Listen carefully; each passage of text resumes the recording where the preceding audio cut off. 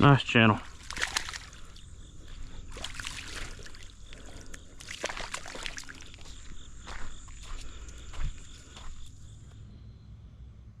All right, so here's our channel cat. Getting ready to fillet him up. I should get a couple, 2, 3 nice little fillets off this thing.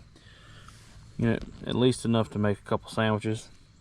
So I'm not going to show you myself filleting it up, but as soon as I get it all cut up, get the meat on the plate here, and kind of show you the after process. So stay tuned. Hush puppies are getting there. I guarantee. Let's see if Luna likes the hush puppy. Sit. Honey, good girl. Here you go. Good girl. Well, hush puppies are Luna approved. Alright. Fish is all done.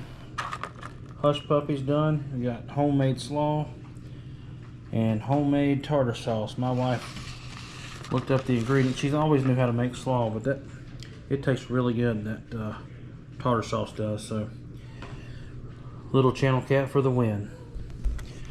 Y'all please like, share, and subscribe, and please continue to help me grow the channel.